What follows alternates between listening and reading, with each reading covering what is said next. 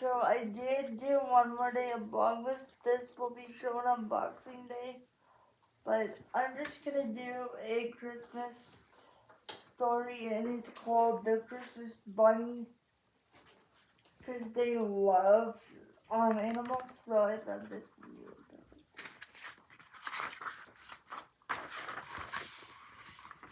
perfect. On the day before Christmas, Santa was awakened from his afternoon nap by a great hullabaloo at the front door. He heard Mrs. Claus say, "I'm sorry, you can't see Santa now. He's asleep and he needs his rest. He must travel the world tonight."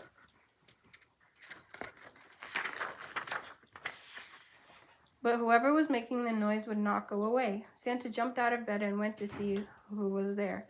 Just as he got to the door, he heard the visitor say, "I must see Santa. I simply must." Then Santa saw who the visitor was.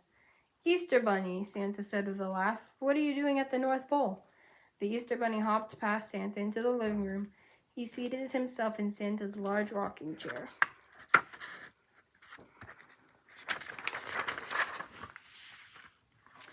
"I've made up my mind," the bunny announced. "I want to give out Easter eggs on Christmas Eve, so I'm going out with you tonight. I've decided completely, absolutely and positively." Santa was thunderstruck. "Who ever heard of giving out Easter eggs at Christmas time? And whatever made you decide to do that?" The Easter Bunny hopped out of the chair and began to hop around the room. In his excitement, he hopped on top of the Christmas tree. "What decided me?" he asked. "I decided me, of course. Why, I've spent the last 2 months making Christmas Easter eggs. No, Easter Christmas eggs. No, I mean Easter eggs to give out at Christmas. Let me show you one."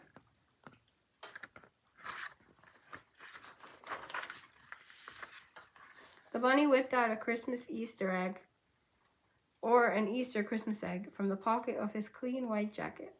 What a wonder it was.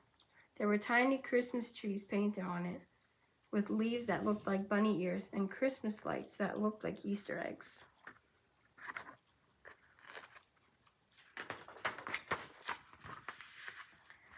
"Do you like it?" the Easter Bunny asked proudly. "It's very nice," Santa answered. But what?" demanded the bunny. "But no one would know what to think." Santa was explained. "People wouldn't know whether it was Christmas or Easter. I'm sorry, but I really think it would be confusing." "I knew you'd say no," cried the bunny, "but you'll see. I'll fool you completely, absolutely, and positively." Then the Easter Bunny took a giant hop out of the room and through the front door. In a fluff of his tail, he was gone, and Santa went back to his bed to continue his nap.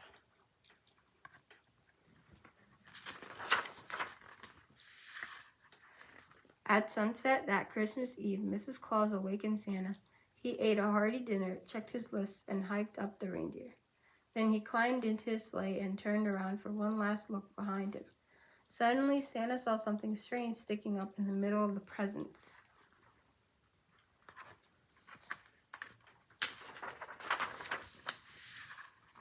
And just as suddenly, that something strange started to wiggle, and then it wiggled again. And Santa knew there was only one thing that wiggled like that: the Easter Bunny's ears. Quietly, he reached over the boxes and bows and tickled one ear. "You caught me, all right, you caught me," shouted the Easter Bunny, springing up from his hiding place and tossing on his Santa hat. "But it won't do any good. I'm coming with you." Santa roared with laughter because the bunny looked so funny sitting in the middle of the presents.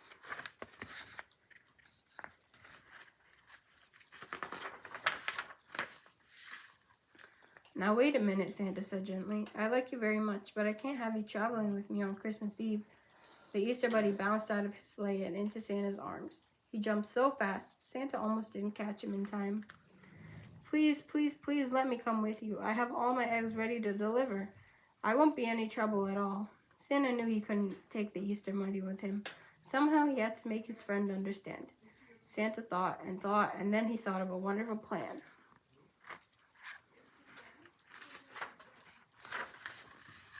"All right, you can come," said Santa, but on one condition." "Anything? What is it?" the bunny shouted for joy. "At Easter time," said Santa, "you've got to let me give out Christmas presents." "What do you mean?" the bunny said with a gasp. "Who ever heard of that? Imagine getting Christmas presents at Easter time. Why, no one else would know whether to open presents or hunt for Easter eggs. And how would people find any eggs with boxes and bows and wrapping paper all over the floor?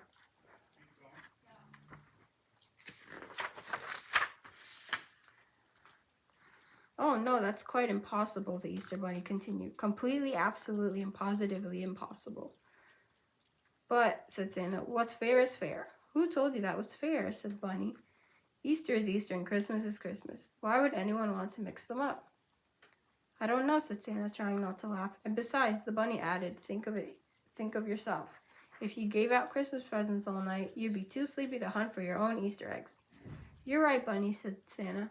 And you must think of yourself too. If you're not home asleep on Christmas Eve, you might not get any of your presents.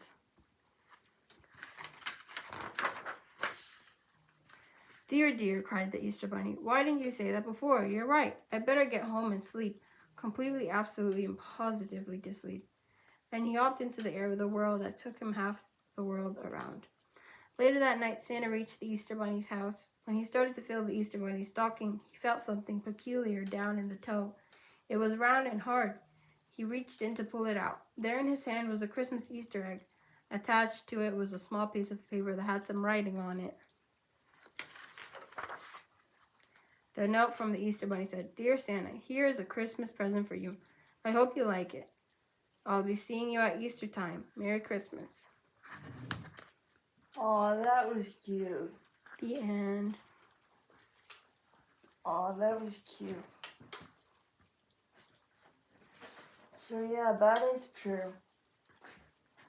You get chocolate eggs at Christmas, so that's kind of, yeah. Thank you for listening, guys, and liking the book, and thank you for watching the video. Peace.